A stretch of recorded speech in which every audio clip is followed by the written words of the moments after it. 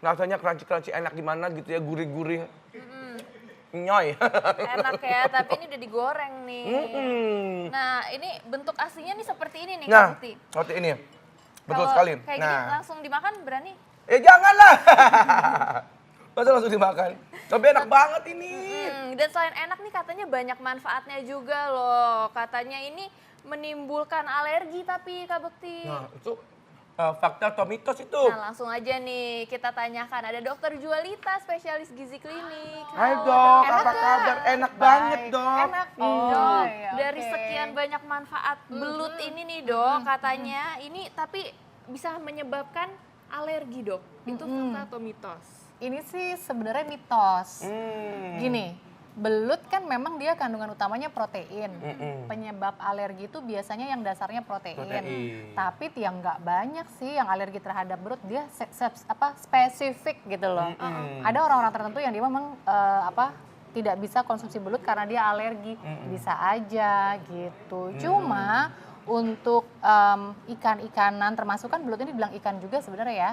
Kalau bersihin yang nggak bener-bener bersih, seringkali sih bisa aja ada keluhan, biasanya gatel-gatel gitu bisa aja. gitu. Jadi Tapi karena- itu bukan karena alergi. Bukan alergi ya. Baiklah kalau gitu dok. Kotor aja ya, dok. Iya. Iya, dan ini kalau misalnya makan belut tuh sebenarnya tergantung pengolahannya ya dok ya. Iya, karena sebetulnya belut itu dia manfaatnya banyak, kan Ya. dia proteinnya tinggi, memang lemaknya sih tinggi, tapi mayoritas lemaknya tuh lemak yang baik, tergantung gimana kita ngolahnya. Kalau digoreng kering, dibikin macam kayak keripik belut, ya akhirnya terlalu banyak minyak tambahan, minyak trans yang akhirnya itu kolesterol yang jeleknya naik deh. Naik, betul. Nah ini ada fakta dan mitosnya nih dok nih mengenai gizinya. Iya. Jadi katanya sama gizinya tuh dengan susu dan yogurt atau udang. Fakta atau mitos tuh dok? Ini fakta, kalau yang diomongin protein, Iya, ya kan? iya. Kan susu, udang, terus ikan termasuk belut kan dia sumber protein hewani, Iya. ya kan? Jadi asam amino itu dia kayak batu bata untuk badan kita. Asam aminonya tuh lengkap, dia mengandung asam amino esensial. Nah, kalau batu batanya lengkap kan fondasinya jadi kuat, jadi bagus.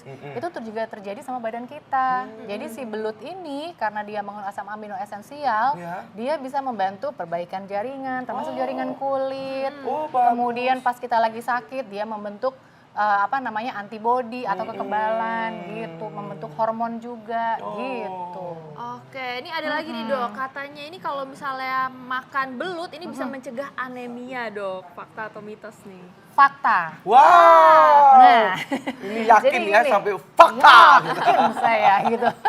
Jadi gini, kalau ngomongin anemia, si belut ini kan dia tinggi protein.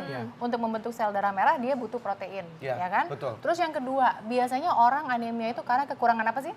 Darah. Zat besi. Dikit lagi. Bener. Karena kekurangan zat besi. Nah, si belut ini dia juga kandungan zat besinya cukup. Tidak setinggi daging sapi, tapi kandungan zat besinya cukup. Terus yang dominan lagi apa? Vitamin B12-nya tinggi.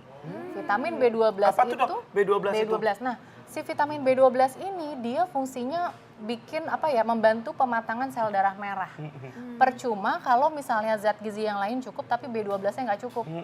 Gitu. Jadi nggak efektif pembentukan sel darah merahnya. Jadi Bagus perlu dong B12. kalau konsumsi setiap hari dong ya dok.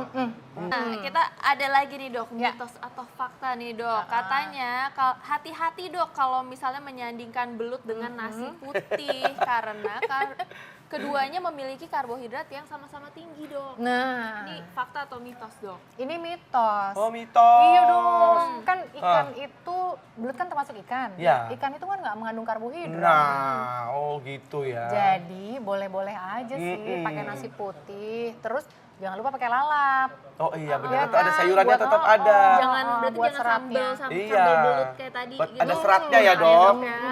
Harus ada sayurannya ya, Ada sayurannya tetap. jangan lupa.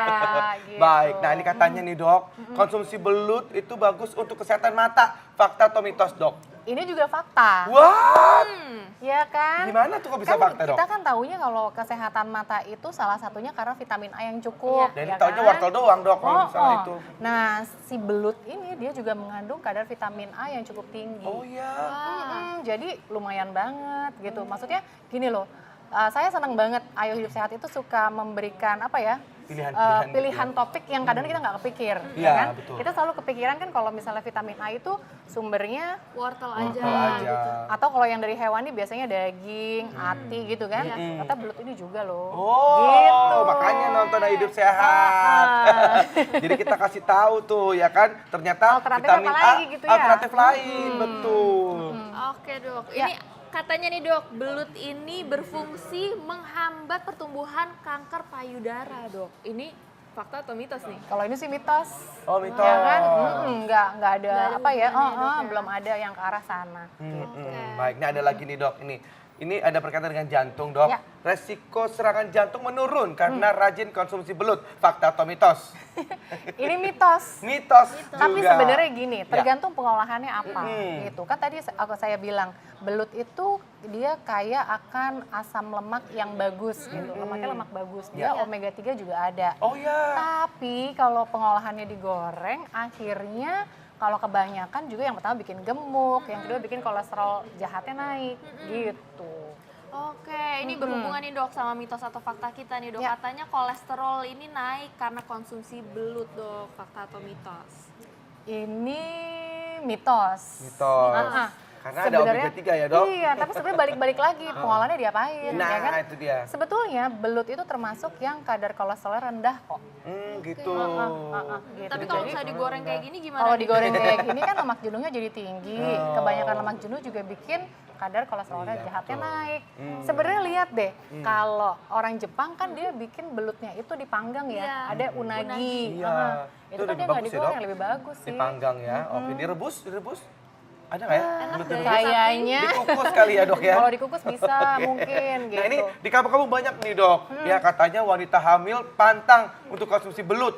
Gitu, fakta atau mitos dok? Mitos Mitos, juga. oh, nggak ada Boleh hubungannya. banget. Boleh banget Proteinnya malah ya. bagus. Zat besinya ada. Omega B12 3. cukup, omega 3. Terus tadi yang terakhir vitamin A. Vitamin A, wah bagus banget Oke, kalau begitu.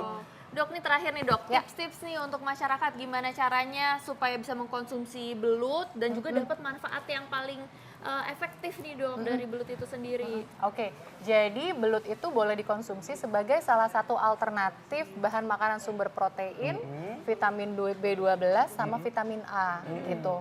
Boleh dikonsumsi tapi perhatikan pengolahannya. Nah. Lebih baik tidak digoreng. Yang Jadi bagusnya- diapain? Boleh dipanggang, terus yang kedua boleh dipindang gitu. Dipindang, Atau bener. dimasak kayak apa ya, kayak asam-asam gitu juga bisa kok. Oh, di steam gitu ya Di dok? steam juga boleh. Kalau dibakar gitu? Bakar juga boleh asal tidak apa ya, nggak sampai yang gosong Arangnya banget. itu, sampai gosong Boleh-boleh banget gitu. aja. Oke, baik dok. Terima kasih banyak. Sama-sama. Jadi artinya belut ini banyak manfaatnya loh pemirsa ya.